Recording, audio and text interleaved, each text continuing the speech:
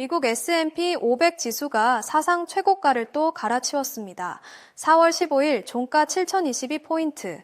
이걸 지수의 통째로 투자하는 ITF, VOO와 SPY로 들고 계신 분들이 한국에도 점점 늘고 있습니다. 그런데 신고가 갱신이 일주일째 이어지면서 머릿속에 한 가지 질문이 떠오르실 겁니다.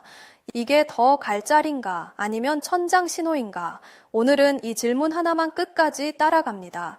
S&P 500 ETF를 보유하고 계신 분이든 아직 안 들어가신 관망자든 지금 머릿속에서 도는 질문은 셋 중 하나입니다. 지금 사도 될까? 더 오를까? 이미 늦었나? 셋 다 답이 안 나오는 이유가 있습니다. 신고가라는 사실 하나만 보면 답을 절대 못 내리거든요. 신고가가 천장이라는 보장도 없고 통과점이라는 보장도 없습니다. 답은 다른 곳에 있습니다. 끝까지 보시면 지금 S&P 500이 정확히 어떤 구간에 서 있는지 다른 눈으로 보이실 겁니다. 숫자부터 바꿔갑니다. 7022포인트 95. 지난 1월 28일 기록한 직전 고점을 4월에 와서 또 뚫은 수치입니다. 이게 왜 중요하냐면 신고가가 한 번이 아니라 계속 깨지고 있다는 점입니다. 단발성 돌파가 아니라 연쇄 돌파입니다. S&P 500 ETF 보유자 입장에서는 계좌가 가벼워 보일 수밖에 없는 구간입니다. 오늘 다루는 S&P 500의 5개 모델 종합 분석은 영상 끝에 따로 안내해 드리겠습니다. 지금은 왜 신고가가 무서운 신호이기도 한지부터 보겠습니다. S&P 500을 추종하는 대표 ITF는 셋입니다. VOO, SPY, IVB. 셋 다 같은 500개 종목을 똑같은 비율로 담습니다. 차이는 운용 보수입니다. VOO는 0.03%, IVB도 0.03%, SPY는 0.0945%, 장기 보유자는 VOO 또는 IVB가 비용에서 유리하고 단타 거래자는 거래량이 가장 많은 SPY를 선호합니다. 한국 투자자분들이 가장 많이 들고 계신 건 VOO입니다. 같은 지수, 같은 종목, 다른 보수. 이게 셋의 차이 전부입니다. ETF란 게 처음이신 분들을 위해 한 줄로 풀어드립니다. 식당에 가서 메뉴 하나 시키는 게 개별 종목 매수입니다. ITF는 그 식당의 인기 메뉴 500개를 한 접시에 묶어서 한 번에 주문하는 겁니다. 그중 한 메뉴가 맛이 없어도 나머지 499개가 받쳐주니까 한 번에 망할 일이 적습니다. 대신 한 메뉴가 대박이 나도 전체 평균만 끌어올립니다. S&P 500 ETF는 미국 상장 기업 중 가장 큰 500개를 담은 메뉴판이라고 보시면 됩니다. 그런데 이 메뉴판이 왜 전 세계에서 가장 많이 팔리는가? 지난 100년 평균 수익률이 연 약 10%, 워런 버핏이 유언으로 본인 재산의 90%를 S&P 500 ITF에 넣으라고 남겼습니다. 미국 경제 자체에 베팅하는 셈입니다. 다만 여기서 한 겹 더 들어가야 합니다. 연 10%라는 평균 안에는 40%씩 빠진 해도 같이 섞여 있습니다. 본인 S&P 500 ITF 비중이 포트폴리오에서 균형 잡혀 있는지 궁금하시면 고정 댓글 링크에서 AI 포트폴리오 실시간 분석 받아보세요. 2010년 1100포인트에서 시작해서 지금 7022까지 16년 동안 약 6배가 올랐습니다. 그런데 이 그래프를 자세히 보시면 한 가지 패턴이 드러납니다. 신고가는 한 번 찍고 끝나는 게 아니라 한 번 뚫리면 그 위에서 계속 만들어집니다. 2013년에 처음 2007년 고점을 뚫은 뒤 10년 동안 100호에 넘게 신고가를 새로 썼습니다. 표면으로는 신고가가 두렵게 보이지만 실제로는 신고가 위에서 다시 신고가가 만들어지는 게 정상 패턴이라는 의미입니다. 그럼 신고가에서 사도 괜찮은가? 통계만 놓고 보면 답은 의외입니다. 1957년 이후 S&P 500이 신고가를 갱신한 직후 1년 수익률이 임해 시점 진입보다 살짝 더 높습니다. 신고가에서 사면 물린다는 통설이 데이터로는 안 맞습니다. 다만 평균 안에 천장 직전 케이스도 같이 들어 있습니다. 2000년 닷컴 직전, 2007년 금융위기 직전, 2021년 말, 정확히 그 세 시점에 진입했다면 회복까지 길게는 13년이 걸렸습니다. 역대 신고가 갱신 시점들을 줄 세워보면 두 갈래로 갈립니다. 한 갈래는 신고가 후에도 1년, 2년, 3년 계속 오른 케이스, 전체의 약 70%입니다. 다른 한 갈래는 신고가 직후 20% 이상 조정이 들어온 케이스, 약 30%입니다. 둘을 가르는 건 신고가 그 자체가 아니라 신고가 시점의 밸류에이션입니다. 신고가에서 PER이 평균 수준일 때 진입한 사람은 대부분 살아남았고 PER이 역사적으로 위쪽 1, 2위 수준일 때 진입한 사람은 대부분 회복까지 5년 이상 걸렸습니다. 그럼 지금은 어느 쪽인가? 답을 보기 전에 한 가지 짚고 갑니다. 신고가니까 위험이라는 감각과 데이터가 위험이라는 신호는 다른 겁니다. 지금 시장에서는 둘 중 후자 데이터 신호가 켜져 있습니다. 무슨 데이터냐? 다음 슬라이드에서 단 하나의 게이지로 보여드립니다. 그리고 이 신호 하나만으로 지금 사야 할지 말아야 할지 결정하시면 안 됩니다. 단기 수치와 중기 수치를 같이 봐야 답이 나옵니다.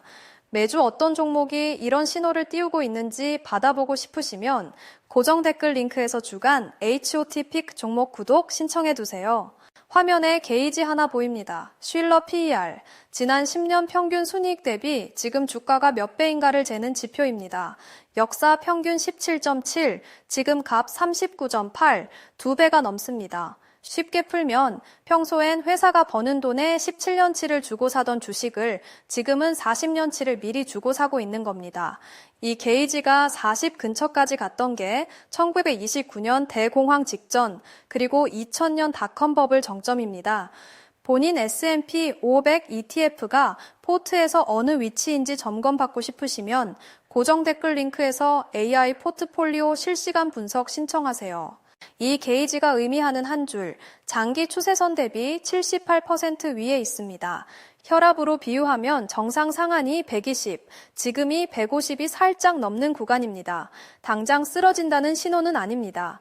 그러나 의사가 무조건 한 번 봐야 한다고 말하는 구간입니다. 시장도 똑같습니다. 지금 들어가는 게 무조건 틀린 건 아니지만 적어도 아무 생각 없이 들어가는 것은 데이터가 막고 있는 구간입니다. 여기서 가장 뒤집히는 부분이 나옵니다. S&P 500은 500개 종목 분산 ITF입니다. 그게 가장 큰 장점으로 알려져 있습니다. 그런데 실제 비중을 까보면 상위 10개 종목이 전체의 약 30%를 차지합니다. 500명이 모인 회식 자리인데 10명이 회식비의 70%를 내고 있는 것과 비슷한 구조입니다.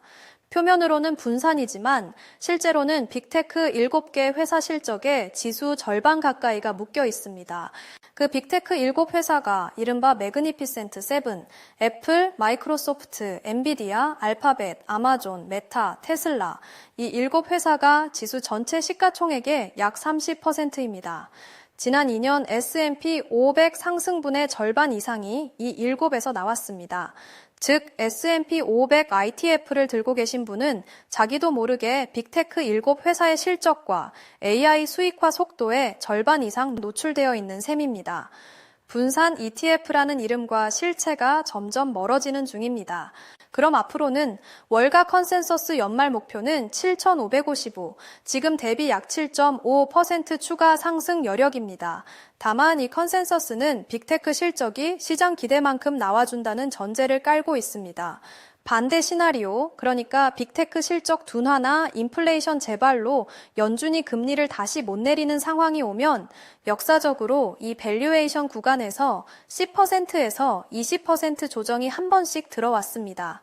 양쪽이 다 실제하는 시나리오라는 점이 지금 구간의 핵심입니다. 그럼 결론은 누가 어떻게 들어가야 하는가? 첫째, 이미 보유하신 분. 비중이 포트폴리오의 절반을 넘었다면 일부만 정리해서 균형을 맞추시는 게 데이터에 맞는 행동입니다. 전부 정리는 통계적으로도 손해입니다. 둘째, 미보유 관망자. 한 번의 전액 진입은 지금 구간 데이터가 막고 있습니다. 분할 매수, 그러니까 12개월에 걸쳐 매달 같은 금액을 사들이는 방식이 통계적으로 가장 안전합니다. 셋째, 단기 차익을 원하시는 분. 지금 구간은 단기 진입 구간이 아닙니다. 단기는 과열, 중기는 여력. 이게 데이터가 말하는 정확한 진단입니다. 처음 질문으로 돌아갑니다. 신고가는 천장인가 통과점인가? 답은 둘 다입니다. 신고가 자체는 통과점, 데이터가 그렇게 말합니다. 그러나 신고가 시점의 밸류에이션은 다른 신호입니다. 지금은 그 두 번째 신호가 켜져 있는 구간입니다. 오늘 S&P 500 다뤘는데 ETF 한 줄짜리 PER 하나만으로는 사실 부족합니다. PBR, PSR, EV, EBITDA, 배당 기반까지 5장의 지도를 전부 펼쳐야 정확한 적정가 범위가 나옵니다. 그 종합 범위 안에서 현재가가 어디쯤 있는지가 얼마까지 갈 수 있는지에 대한 실제 답입니다. 그리고 빅테크 실적 흐름과 구체적인 분할, 매수 분할 정리 타이밍은 영상으로 다 담기엔 조금 예민한 부분이 있거든요. 유튜브 정책상 직접적으로 언급이 어려운 점 양해 부탁드립니다. 대신 5장의 지도 종합 적정가 범위는 개별 기업 상세 리포트 자료로 구체적인 매수 매도 타이밍은 매수 매도 타이밍 분석 리포트로 따로 정리해 두었습니다. 설명란 고정 댓글 링크에서 신청 페이지 열어보시고 원하는 자료 복수로 선택하시면 됩니다. AI 포트폴리오 실시간 분석, 주간 HOT 픽 종목 구독도 같은 페이지에서 함께 받으실 수 있습니다. S&P 500 지금 사자니 이미 너무 올랐다 싶고 안 사자니 더 오르면 또 후회할 것 같다 싶으신 분들, 이게 상승장에서 미보유자가 가장 괴로운 순간입니다. 사실 이 질문에 답하려면 지금 가격이 52주 고점 대비 어디쯤인지가 아니라 기업의 진짜 가치 대비 어디쯤인지를 봐야 합니다. 저희 5개 모델 기반 분석을 보시면 S&P 500 현재가는 중립 적정가 대비 120% 지점입니다. 아직 낙관 적정가까지는 12% 남았습니다. 반면 과매수 기술 지표로는 볼린저 95%, RSI 70, 둘을 종합하면 당위는 과열, 중기는 여력이라는 진단이 나옵니다. 이 정도 수치 근거가 있어야 지금 사도 될지 말지에 진짜 답을 할 수 있습니다. 감으로 너무 올랐다고 느끼시는 것과 수치로 적정가 대비 얼마가 다릅니다. 고정 댓글에 있는 링크에서 S&P 500 기업 리포트 신청해 두세요. 5개 모델 종합 적정가와 기술 지표 종합이 한 장에 정리되어 있습니다. 이런 분석이 도움이 되셨다면 구독, 좋아요 꼭 부탁드리고 영상 설명란과 고정 댓글에 있는 내용도 꼭 확인해 주세요.